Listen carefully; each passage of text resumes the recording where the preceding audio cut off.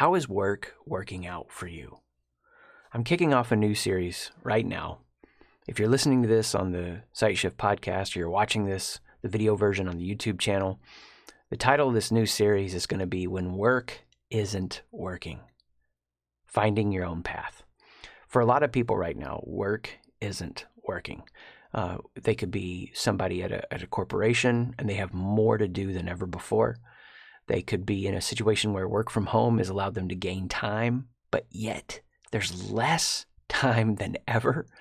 Maybe you're in a place where you thought you would get the degree, you'd check the boxes, now you got the debt, and you're dissatisfied. Something's off. It's just not clicking. You thought work could have more meaning. Or maybe you're not frustrated about that.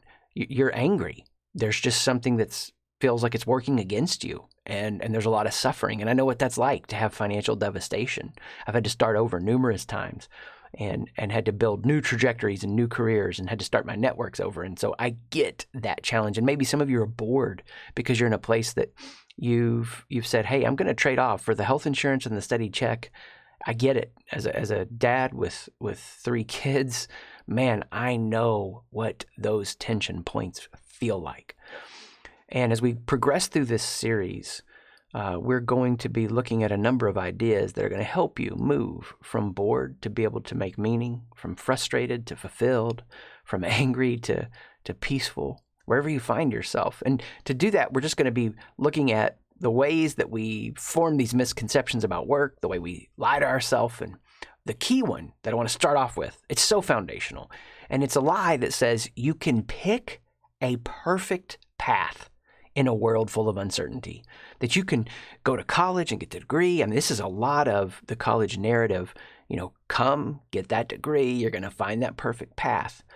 But then you get into it and you're like, wait a second, this isn't my path.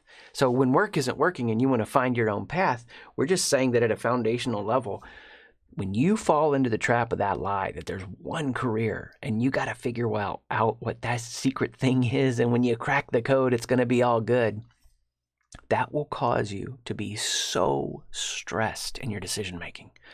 Now, I've seen this up front as a college professor. Now, how was I a college professor? Let me just give you a little bit of background. So I have had a number of different life experiences in different careers, wildly different in so many ways. To give you just a little bit of background on me super fast, when I was like 17, 18, I didn't care anything about like purpose or mission. I just want to have a good time. And my dad, I actually grew up in a church context or environment, Christian environment, and that box is kind of broken apart for me now. But at that time, I watched him being a pastor, and I was like, I don't know what I'm going to do, but I'm not going to be a pastor. And he was in bigger contexts, TV and radio and this kind of thing. And so it's like 18 years old. I went, through this major crisis because his church was splitting and the place that he pastored, it was just tearing apart. It's hard to understand if you've never been through it, but that activated something in me. And actually in the, craziness of it all, I stood up and like spoke. I don't know how this happened. Just like this boldness came over me to stand up and speak in front of everybody and to say, hey, here's the problem. Here's what's going on. And while now at 42, I see that moment differently than I did at 18, something clicked in me and I was like, oh, I want to help people. I want to make people's lives better. I want to impact people. And that started a real pursuit. I mean, by age 21, I could sight read the Greek New Testament. I wanted to be, the best I could be in that field. Went to work with my dad in my mid-20s. And that was kind of the dream. After working with him, I was like, wait a second, this is not my path. I don't want to go down this path. I remember sitting on his porch with him and telling him, I know that, the church, this bigger church has bought into this plan and me being the next guy, but I'm not going to do it. And so I stepped out of that. I had some business failure. I was a substitute teacher for a while, just trying to make money. I was able to become a professor. And in doing that, was able to get all my classes waitlisted and had some success there, so to speak. I pastored some more, saw a church turn around and really thrive. So all these ups and downs and craziness. And in going through all these experiences, I was reading books about purpose and mission, trying to piece together what it means to figure out who you are and what you want to do in the world and how you show up, and so that you're not bored and you're not angry and you're not frustrated. And I've been in those places where I'm angry and I'm frustrated because I've done the right things and it's not working out. And I've been in those places as a substitute teacher where I'm bored and I'm taking my lunch break to go to the library and study and try to advance. And I am telling you, wherever you find yourself, if you are at this place that you think there's one perfect career path, you will succumb to a symptom of overthinking. And that overthinking will get you to try to calculate too much, to try to figure out too much. And the consequence of that is you're going to miss little jumps, little steps, little side moves you can make that are your greatest opportunities. Like wildly, serendipitously, however you process life, fate, luck, whatever. When I was aware of what I'm sharing with you, that I don't have to figure out the whole thing. When I shifted from trying to figure out the whole thing and got out of the anger and the frustration into this setting down of a lie that I've got to have one perfect career path that matches up for me, I was able to relax and start relating to work differently. As a throwback to the philosopher Soren Kierkegaard, he said, life is not a problem to be solved, but a reality to be lived. And as a play off of that, I would say it this way: work is not a problem to be solved, but an unfolding mission to be experienced.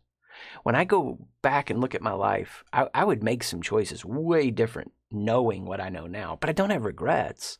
I was doing the best I could with what I could at the time. I now look back and see the reason that I wanted to be a pastor in a lot of ways was just to be close to my dad. And as I stopped making choices from a place of pressure or anxiety or insecurity or lack, then I started making better and better choices because I was relaxed. And I said, okay, mission is work is an unfolding mission to be experienced. It's not something I have to lock down and perfectly figure out.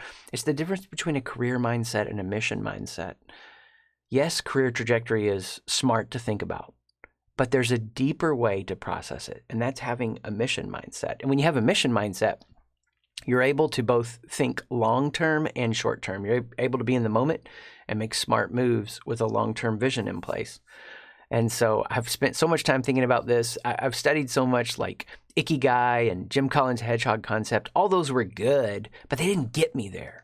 So I had to make something that helped me, that could take all of my pains and desires and joys, all the weird idiosyncrasies about who I am, the uniqueness of me, and the experiences that I've been through, and use something that helped me cook all that down into what made sense for me to figure out how to cooperate with work as an unfolding mission to be experienced. That I could leverage all the things that made me feel anxious. I could leverage all the things that made me feel insecure. I could leverage all the frustrations, all the things that felt like wasted time.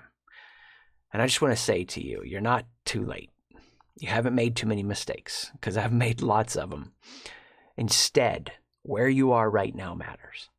And what I want to invite you to is siteshift.com, SIGHT, shift.com, where there's an opportunity for you to get this guide with these pieces that I use to triangulate, and to get a masterclass where I teach you through that guide, so that you can, in a completion of this in 1 hour, this 1 hour masterclass and this guide, get a reality shift for you, that you're not trying to figure out what this one magical career is. Instead, you're going to figure out how to cooperate with work as an unfolding mission to be experienced.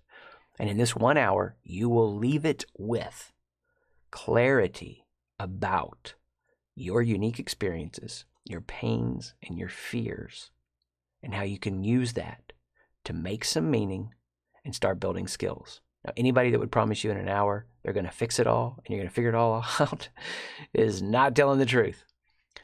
I'm offering you a way to just get the next step of clarity. So join me at siteshift.com. Peace.